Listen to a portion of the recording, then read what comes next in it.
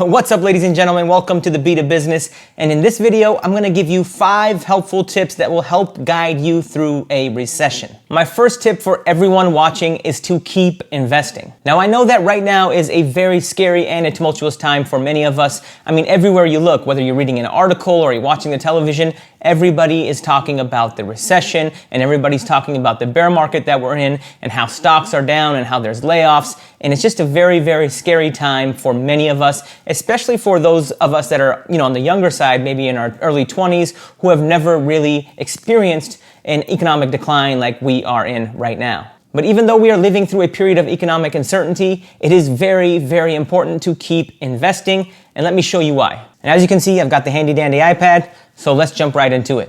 So what I have in front of me here is a chart that was published by the economics department at Yale University. And what this chart really shows you is the importance of investing in a recession or in a bear market like the one that we are in right now, using a very, very simple dollar cost averaging strategy into an S&P 500 index fund. Now, for those of you that watch this channel, you know that I'm a huge fan and a huge proponent of S&P 500 index funds. And this just goes to show you how effective S&P 500 index fund investing and just investing during a recession or during times like this is. Now, this chart shows you the final growth of a dollar cost averaging strategy into an S&P 500. And each one of these lines represents $100. And these $100 were invested at the start of every month, starting in 2008, all the way until present times. And as you can see, the $100 investments that happened during periods of economic recession or periods of economic decline, like this one in 2008, actually return the most amount of money. Look at this. This $100 over the past 12 years has turned into almost $600. And this is a really, really important chart because most people shy away from the markets during times like this. They're like, oh, I'm not investing. Right now is a terrible, terrible time to invest. But when we look at history, not only the 2008 recession, but if we look at any of the past 14 or 15 recessions that we've had since World War II, you'll see a very, very similar story. If you invest during recessions, over the long term, that is going to benefit your portfolio and benefit your money tremendously. And again, during periods like this is when people were scared. The housing market was crashing, the stocks were crashing. But people who consistently invested just even $100 a month, that's when you saw your biggest gains. So the moral of the story and the reason that I'm showing you this chart is don't shy away from investing and don't stop investing. Keep on contributing to your retirement accounts. Keep on contributing to your personal investment accounts. And what I do is I use index funds. Particularly, I love an S&P 500 index fund. But the moral of the story, as I mentioned, is to keep investing. And to quote Warren Buffett, you have to be fearful when others are greedy, and you have to be greedy when others are fearful. And right now, the overall market sentiment is fear.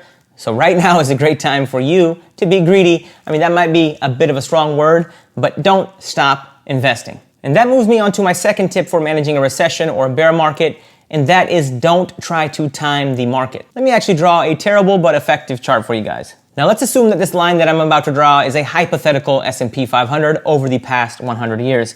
And what we have is that we have periods of bull markets, we have periods of sideways markets, we have periods of bear markets, more sideways markets, we have bull markets, sideways markets. Now the point that I'm trying to make here is that markets are cyclical. We're gonna have bull markets, we're gonna have sideways markets, and we're gonna have bear markets.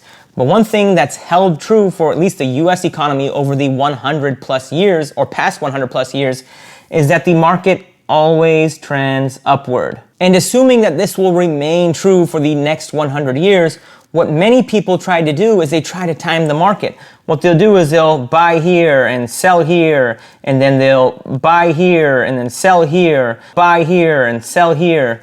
But that's not what you need to do. Investing for the majority of us, for I would say 99% plus of us, is really, really simple. All you have to do is use a dollar cost averaging strategy. And with a dollar cost averaging strategy, you're incrementally investing into the markets. So you're not trying to time the market. Rather, every 2 weeks or every 1 month, you're just contributing to the market. It could be $100, it could be $1,000, it could be $10,000. That's really relative depending on your income and your personal financial condition. But instead of trying to time the market where you should buy and where you should sell, all you do is, all you do is every 2 weeks, you just buy. You're just buying every 2 weeks or every 1 month, every 2 weeks or every 1 month, whatever you feel comfortable. I use an S&P 500 index fund. But you see what I'm saying here? Over the course of history, the US market has trended upward, and by using a dollar cost averaging strategy, you are essentially growing your money. And you're not only growing your money, you're not trying to time the market. You're not spending hours and hours researching the market or individual stocks and reading, financial plans and financial projections. All you're doing is just investing in the market every 2 weeks, and you can go on and enjoy your life, enjoy your family, enjoy your kids, and you're not worrying about your investments. And one helpful tip here, if we actually looked at that chart that I had from the economics department at Yale, is to actually try to increase your contributions during recessions and during bear markets. So maybe periods like this, and periods like this, you actually want to try to increase your contributions if you can and if you can afford to do so. And my point is that we're in one of those periods right now. The markets are down 20+% since the start of the year, and we are, essentially in a recession or heading towards a recession. And right now, if you can afford to do so, is a great time to maybe increase your contributions, because as you saw from that Yale chart, 10, 15, 20 years from now, you're going to be happy that you did that, because the growth of that money that you invested during those bear markets or during those periods of economic uncertainty are actually going to be your best performing investments. Now, my third tip for managing a recession is to build up at least 3 to 6 months of savings. And to do this, you need to understand your finances. You need to know what your monthly spend is. How much do you spend on rent or your mortgage? How much do you spend on your kids, for your kids' karate or your kids' soccer, whatever. Also, what do you spend on your car? What do you spend on healthcare? And you need to come up with a budget. And you need to know what your monthly spend is, and you want to make sure that you have at least 3 to 6 months of savings to cover those monthly expenses should you need to do so. And again, this really varies from person to person. I know a lot of people have a tough time saving, but you really, really need to do this, especially during periods of uncertainty like this, because as you can see, people are losing their jobs. Unemployment is probably going to start trending higher, and even if it doesn't, we're already seeing some layoffs happening, so you need to make sure that you're financially secure for at least 3 to 6 months. And in many ways, this should have been the first thing that I mentioned, because before you start investing and before you start investing into the stock market in particular, you want to make sure that you have that buffer, because the last thing you want to do is start investing into the stock market and we're in a period of economic decline, that's going to last 2 years or 3 years, and then even your savings start going down. So before you even start investing in the stock market, make sure that you have that 3 to 6 months of savings set aside. And you want to make sure that you set aside enough money for unforeseen events, like maybe your dog has some unexpected medical bills. Maybe you have some unexpected medical bills. Maybe one of your dependents has some unexpected medical bills. Maybe your car's transmission breaks down and you have to spend $2,000, $3,000 to fix that. So you want to make sure that you have enough money and you're factoring in those unexpected costs as well in your 3 to 6 month savings plan. And my fourth tip for managing a recession is to keep looking to advance your career. As I already mentioned during the course of this video, we are living in a period where many companies, many well-established companies like Coinbase, Tesla, Meta, are either laying off workforce or they're rescinding job offers. So one thing that you need to do is to keep looking to advance your career. And one of the ways that you can do this is to increase your skill set. So maybe looking to get a certification that maybe you didn't have or that you've been looking to get, or going back to school or going to school while you work. There's so many different ways that you can increase your skill set, So I would really, really look into doing that. Because at the end of the day, as much as you may love your company and as much as you may, wear their badge everywhere you go, like, hey, I work for Facebook or I work for Microsoft,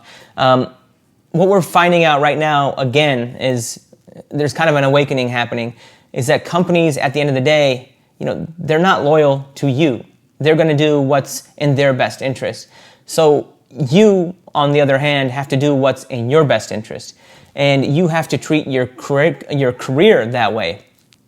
So don't hesitate to take a better job offer or have some other job offers lined up. Because like I said, I go on LinkedIn and I see some close friends and former colleagues who are being laid off. and you just can't help to think how happy they were when they had that job or during their period in that job. And a lot of people assume that they're going to be working places 10, 15 years and that it's going to be on their terms. Like they'll leave the company when they're ready or when they get the next job. But oftentimes, especially during periods like this in a recession or in a bear market, it's not really up to them. They come into work one day and they see an email and it's like, oh, I don't have a job anymore. So my challenge to you is, how do you best prepare for that event happening? Because it could happen, and it could happen to anybody. And so increasing, your brand, or getting more certifications and polishing up that resume and starting to network are all different ways that you can start doing this and better prepare for a recession. And the fifth way to prepare for a recession is to increase your financial knowledge. So what I mean by that is understanding how to budget, maybe coming up with a spreadsheet that helps you budget, understanding what your expenses are, understanding hypothetical situations like, hey, what if I were to get laid off? How many months of savings do I have that will cover me or cover my family?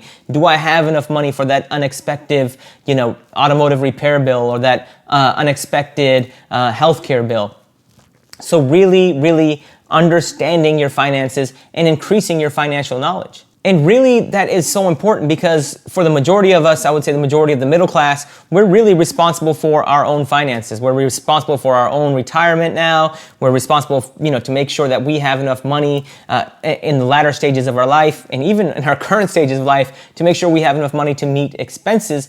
And if you're not financially aware or financially savvy and don't have the financial knowledge and the tools and understand how to use those tools, it could get really, really rough for you. And that's part of the reason that I started this channel, was to help people out and really provide free financial education that you can carry with you and even pass on to other friends, and maybe pass on to your kids and pass on to other family members. So it really benefits everybody, and it really benefits society as a whole. And there's one truth, especially for the middle class, is that the middle class really can't save their way to rich. Yes, people who are high earners, who earn maybe $200,000, $300,000, $400,000, $500,000 or above, they can kind of save their way into millionaire status. But for the majority of us, for 90+% of us, we really have to learn to invest and really learn to be financially savvy.